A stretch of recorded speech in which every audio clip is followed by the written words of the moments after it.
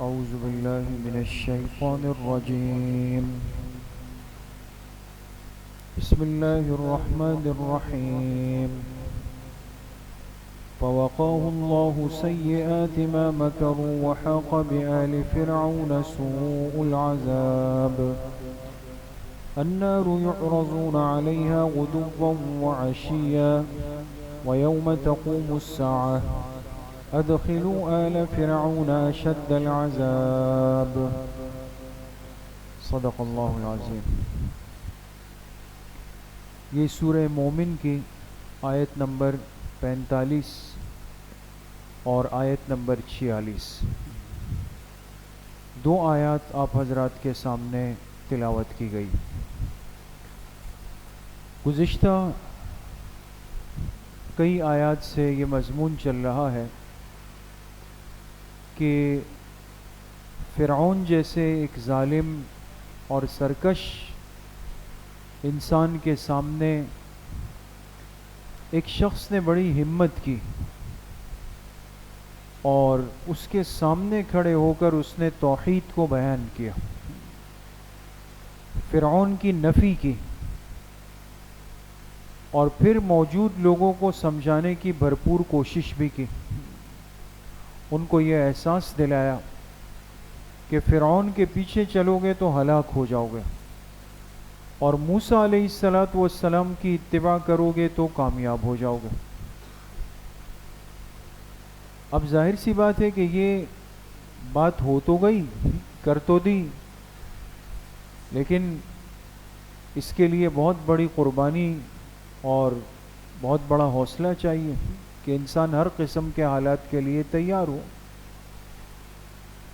تو آج کی ان آیات میں اللہ پاک نے اس کو ذکر فرمایا کہ حق کہنے والے کا انجام کیا ہوا، اور جو باطل پر تھا یعنی فرعون اور اس کے حواری ان کا انجام کیا ہوا. انجام حق بھی ہے اور انجام باطل بھی ہے. ان آیات کا ترجمہ ہے فوقاہ اللہ سیئات ما مکروا. اللہ نے اس بندے کو محفوظ کر لیا، فرعون کی بری تدبیروں سے بچا لیا. وحاق بآل فرعون سوء العذاب. جبکہ فرعونیوں کو بدترین عذاب نے گھیر لیا. فرعونیوں کو بدترین عذاب نے گھیر لیا. یہ عذاب کیا تھا کہ سب کے سب بحر قلزم میں غرق ہو گئے، ڈوب گئے. النار یعرضون علیہا غدوا وعشیا. آگ کے اوپر ان کو پیش کیا جاتا ہے صبح بھی اور شام کے وقت بھی. وَيَوْمَ تَقُومُ السَّاعَةُ. اور جس دن قیامت قائم ہوگی. ادخلوا آل فرعون اشد العذاب. تو حکم دیا جائے گا کہ فرعون اور اس کے متبعین کو اس سے بھی بدترین عذاب میں داخل کر دو. اب دیکھیں دو آیتیں ہیں، لیکن اس میں دو بڑی اہم باتیں حل ہو رہی ہیں. ایک بات تو یہ کہ اللہ پاک نے حق بیان کرنے والے کا، توحید بیان کرنے والے کا، اپنے ایمان کی حفاظت کرنے والے اور دوسروں کے ایمان کی فکر کرنے والوں کا انجام ذکر کیا.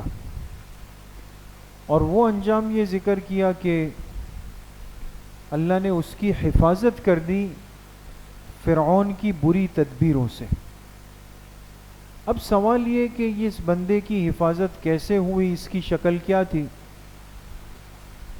بعض حضرات نے تو یہ لکھا کہ اس شخص نے بات تو کہہ دی، لیکن اس کو نتیجے کا ادراک تھا کہ میرے ساتھ ہوگا کیا. تو اب ایک شخص کو پتہ ہے کہ میں یہ بات جب کہوں گا تو لوگ مجھ پہ ٹوٹ پڑیں گے، ماریں گے. تو یہ بندہ اپنی بات ختم کرتے ہی کیا کرے گا؟ نکلنے کی کرے گا نا، راستہ بنائے گا. تو ایک قول تو روایات میں یہ ملتا ہے کہ اس نے جیسے ہی یہ بات سنی تو یہ محل سے نکلا. اللہ کی شان، چونکہ زندگی اللہ نے رکھی تھی، حفاظت لکھی تھی. اب لوگ اس کے پیچھے، فرعون کے سپاہی اس کے پیچھے دوڑتے دوڑتے یہ ایک پہاڑی سلسلے میں اندر چلا گیا. اور جیسے ہی فرعون کے سپاہی اس کے پیچھے داخل ہوئے 500 فوجی، تو اللہ کا حکم ہوا اس پہاڑ سے پتھر گرے اور وہ سب کے سب ہلاک ہو گئے۔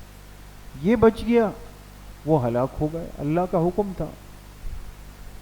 ایک مطلب تو یہ ہے کہ فرعون نے تو اس کے قتل کے سارے اسباب کیے، لیکن یہ بچ گیا۔ اللہ پاک جس کو رکھنا چاہے کون اس کو نقصان پہنچائے۔ دوسرا مطلب مفسرین نے یہ لکھا ہے کہ چونکہ فرعون کی تو پوری تدبیر، کوشش اور زور تھا کہ جس طرح باقی لوگ میری بات مانتے ہیں اور مجھے اپنا رب مانتے ہیں تو یہ بھی مانیں، اور ظاہر سی بات ہے کہ اگر یہ بندہ ڈر کر مان لیتا تو ہلاک ہو، ہمیشہ ہمیشہ کی ناکامی میں چلا جاتا۔ لیکن اس نے باوجود اس کے کہ اسے یقین تھا کہ اب میری موت ہے، اس نے فرعون کی بات نہیں مانی اور اسے ظلماً شہید کر دیا گیا۔ اس شخص کو، اس نے شہادت کو تو قبول کیا لیکن اس گمراہی کو، اس کفر کو قبول نہیں کیا۔ تو جو بری تدبیر وہ کر رہے تھے کہ یہ کفر کے راستے پہ آ جائے، اس سے اللہ پاک نے ان کی حفاظت کر لی اور یہ شہید ہو کر کامیابی کے راستے پہ چلا گیا۔ تو بہر دو صورت یہ کامیاب ہے۔ دوسری طرف پھر اللہ پاک نے ذکر فرمایا انجام کس کا؟ جو باطل پر تھے، یعنی فرعون اور اس کے متبعین۔ اب بہت اہم بات جو سمجھنے کی ہے کہ یہاں اللہ پاک نے 3 سزاؤں کا ذکر کیا۔ کتنی سزاؤں کا؟ 3 سزاؤں۔ فرعون اور اس کے متبعین کو 3 سزائیں ملی اور تینوں ترتیب سے۔ وحاق بآل فرعون سوء العذاب، یہ ہے عذاب دنیاوی۔ النار یعرضون علیہا غدوا وعشیا، یہ ہے عذاب برزخی، قبر کا عذاب۔ اور وَيَوْمَ تَقُومُ السَّاعَةُ أَدْخِلُوا آلَ فِرْعَوْنَ أَشَدَّ الْعَذَابِ، یہ ہے عذاب اخروی، آخرت یعنی جہنم کا عذاب۔ بات سمجھ گئے؟ تو کبھی کبھی اللہ تعالیٰ کافر کو، نافرمان کو، مشرک کو دنیا میں ہی سزا دے دیتے ہیں۔ اس پر پکڑ آ گئی، وہ مسلمان کے ہاتھ سے مار دیا گیا، قتل ہو گیا، جہنم رسید ہو گیا، یہ کہلاتی ہے عذاب دنیاوی، یعنی دنیا کا عذاب۔ اب فرعون اور اس کے لشکر پر دنیا کا عذاب کس شکل میں آیا تھا دوست؟ کہ یہ حضرت موسیٰ علیہ السلام کی پیچھے کرتے ہوئے کرتے کرتے کرتے یہ داخل ہو گیا بحر قلزم میں۔ کس میں؟ بحر قلزم میں۔ یہ ایک دریا ہے مصر کے اندر، ایک تو مشہور دریائے نیل ہے، وہاں نہیں ہوا معاملہ۔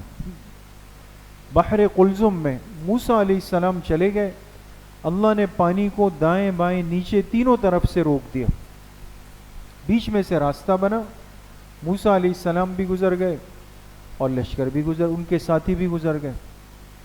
فرعون نے جب دیکھا کہ راستہ بنا ہوا ہے تو چلے بھائی داخل ہو جائے۔ اللہ کی شان دیکھے کہ جب یہ داخل ہوا تو راستہ بنا رہا، کوئی بند نہیں ہوا، اور جب یہ بالکل بحر قلزم کے وسط میں درمیان میں پہنچا تو اللہ نے پانی کو حکم دیا اور وہ اپنی شکل میں آیا اور یہ سب اس کی زد میں آئے، فرعون ڈوب کے غرق ہو گیا۔ یہ تو دنیا کا عذاب اس پر آیا کہ یہ پانی میں ڈوب کر کے ہلاک ہو گیا، غرق ہو گیا، حالانکہ اسی پانی سے موسیٰ علیہ السلام نجات پا گئے۔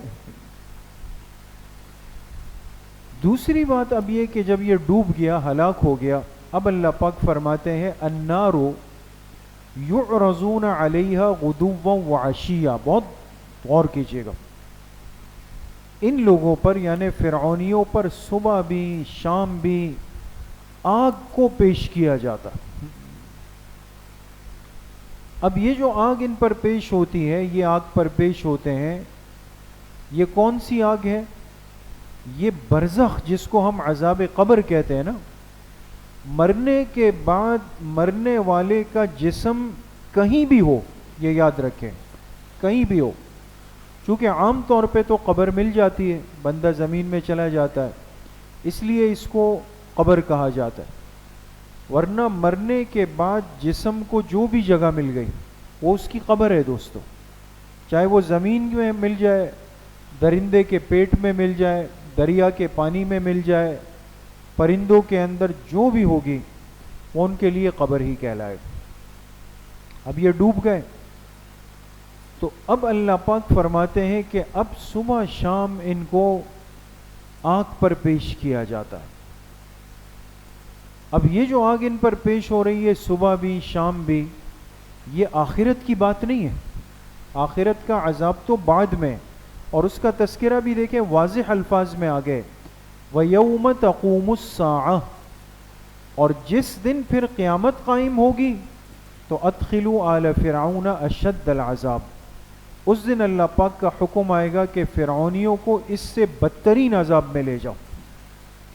تو پہلا عذاب تھا پانی میں غرق ہونے کا، اور آخرت کا عذاب ہوگا کہ جہنم میں چلے جائیں گے۔ اس بیچ کی جو زندگی رہ گئی دوستو، یہ کیا ہے؟ برزخ کی زندگی، قبر کی زندگی۔ اور اس قبر اور برزخ کی زندگی میں فرعون اور اس کے متبعین کو اللہ پاک فرماتے ہیں کہ صبح بھی شام بھی ان پر جہنم کو پیش کیا جاتا، اور ایک روایت میں صراحت ہے کہ ان کی روحوں کو سیاہ پرندوں کی شکل دے دی گئی، خوفناک سیاہ رنگ کے، اور ان کو جہنم کے اوپر لا کے پیش کیا جاتا ہے، پھر ان کو واپس لے جایا جاتا ہے۔ یہ کہلاتا ہے دوستوں عذاب قبر یا عذاب برزخی۔ اور اس دنیا سے جانے کے بعد آخرت کا نظام قائم ہونے سے پہلے یہ جو درمیان کا جتنا عرصہ ہے، یہ 100 سال ہو، ہزاروں سال ہو یا لاکھوں سال ہو، کچھ بھی ہو سکتا ہے، لیکن یہ جو درمیان کی زندگی اور عرصہ ہے اس کو کہا جاتا ہے برزخی زندگی۔ کون سی زندگی؟ برزخی زندگی۔ یہ برزخ کی زندگی ہے، یہ قبر کی زندگی۔ اور اس زندگی میں یا تو بندے کو اگر وہ صاحب ایمان، صاحب اعمال، صاحب تقوی ہے تو اس کے لیے بڑی راحتیں ہیں، بڑے انعامات ہیں، اور جنت کا ٹھکانہ اس کو اسی زندگی میں اللہ پاک کی طرف سے صبح شام دکھایا جاتا ہے۔ اللہ ہم سب کو نصیب فرمائے۔ یہ مومن کی برزخی زندگی۔ اور اگر جو شخص کافر، مشرک، منافق، نافرمان ہے، یہ جب برزخی زندگی میں ہوتا ہے تو اس کو وہاں تکلیف دی جاتی ہے، سزا دی جاتی ہے، طرح طرح کے عذاب اس کے اوپر مسلط کر دیے جاتے ہیں۔ لہٰذا قبر کی زندگی اور برزخ کی عذاب کا انکار نہیں ہو سکتا دوستو۔ یہ سمجھنا اس لیے ضروری ہے کہ بعض گمراہ قسم کے لوگ ایسے پیدا ہوئے، جیسے معتزلہ تھے، روافض ہیں اور منکرین حدیث ہیں۔ یہ تین طبقات خاص طور پہ، ایک معتزلہ، ایک فتنہ گزرا ہے، اور ایک روافض ہیں، اور ایک منکرین حدیث۔ ان تینوں کے بارے میں علماء نے لکھا کہ یہ عذاب قبر کے منکر ہیں۔ وہ کہتے ہیں قبر میں کچھ بھی نہیں، اس کا انکار کرتے ہیں، جبکہ اہل سنت والجماعت امت مسلمہ کا اجماعی عقیدہ ہے، اجماعی عقیدہ ہے۔ ہم کہتے ہیں کہ قبر کا ثواب بھی ثابت ہے، قبر کا عذاب بھی ثابت ہے۔ مومن کو اس کی قبر کی زندگی میں راحت ملتی ہے، اور کافر نافرمان کو اس کی قبر میں سزا دی جاتی۔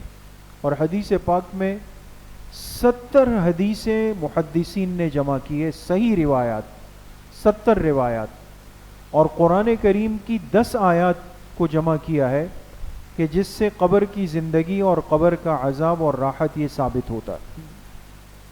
تو 70 حدیثوں کا انکار کیسے ہو سکتا ہے؟ تو کئی روایات موجود ہیں، کئی واقعات موجود ہیں، اور صحابہ فرماتے ہیں کہ آپ علیہ الصلاۃ والسلام نے خود ہمارے ساتھ چلتے ہوئے فرمایا، جو مشہور روایت ہے کہ آپ گزر رہے تھے اور آپ کا جو خچر تھا وہ بھدکنے لگ گیا. آپ نے فرمایا ان دو قبروں والوں کو عذاب ہو رہا ہے، اور عذاب کی وجہ بھی ذکر کی کہ فَكَانَ أَحَدُهُمَا يَمْشِي بِالنَّمِيمَةِ، ان میں سے ایک چغلخوری کے گناہ کے اندر مبتلا تھا، اور دوسرا لا يستتر عن البول، وہ پیشاب کی چھینٹوں سے احتیاط نہیں کرتا تھا. یہ بھی ذکر فرمایا، تو ان کو عذاب ہو رہا تھا. اسی طریقے سے آپ علیہ الصلاۃ والسلام نے فرمایا اگر مجھے یہ اندیشہ نہ ہوتا کہ تم اپنے موتا کو، مرحومین کو دفنانا چھوڑ دو گے، تو میں اللہ سے دعا کرتا تم پر قبر کے احوال کھول دیے جاتے. قبر کے احوال تم پر کھول دیے جاتے، لیکن تمہیں ایک دفعہ اس زندگی کا اندازہ ہو جائے تو تم اپنے مردوں کو دفنانا چھوڑ دو. اسی طرح آپ علیہ الصلاۃ والسلام نے فرمایا انسان اور جنات، ان دو مکلف مخلوق کے علاوہ باقی دنیا کی ہر مخلوق کو قبر کے حالات کا ادراک ہوتا ہے، وہ محسوس کرتا ہے. یہ تو اللہ کا فضل ہے کہ قبر ایک پردہ ہے، ایک پردہ ہے یہ، لہذا اندر کیا ہے اور کیا ہو رہا ہے بہت کچھ ہے، ایک عالم ہے. لیکن اللہ پاک نے اس عالم کو انسان پہ اور جنات چونکہ دونوں مکلف ہیں ان کے اوپر مخفی کر دیا.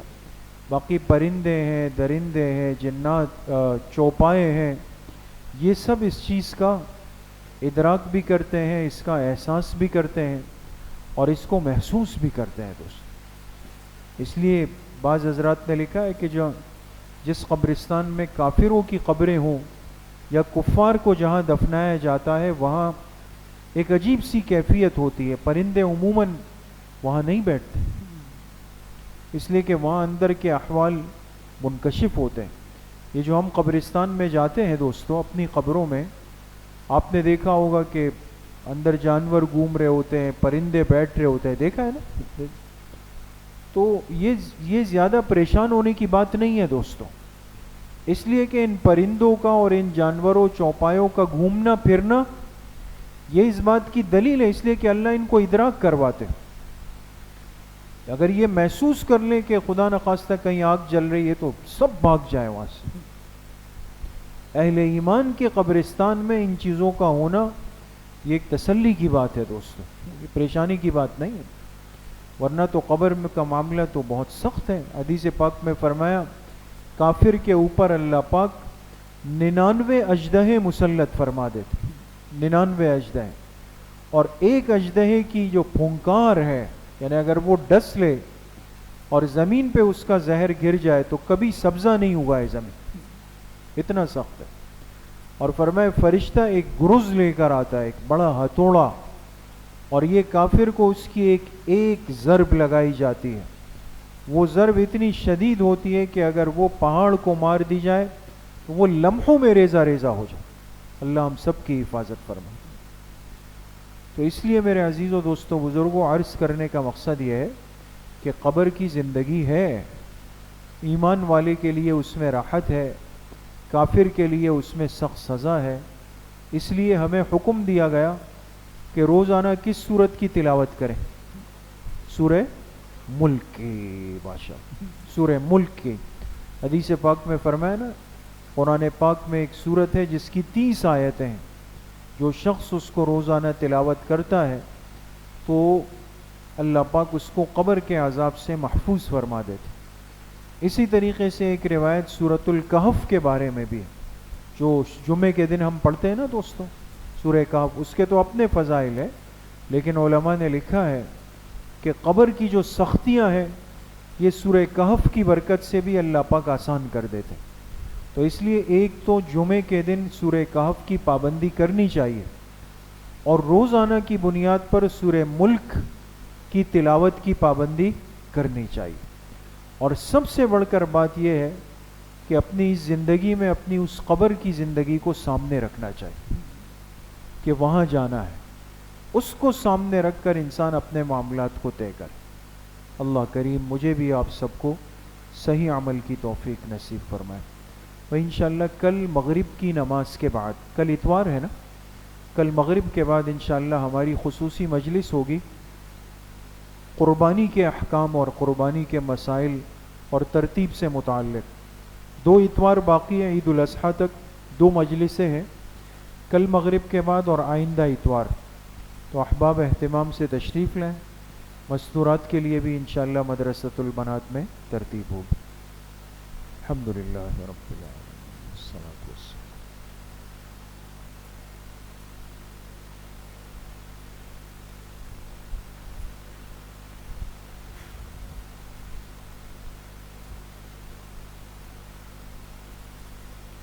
وصلی اللہ وسلم علی نبینا محمد وآلہ وصحبہ اجمعین برحمتہ۔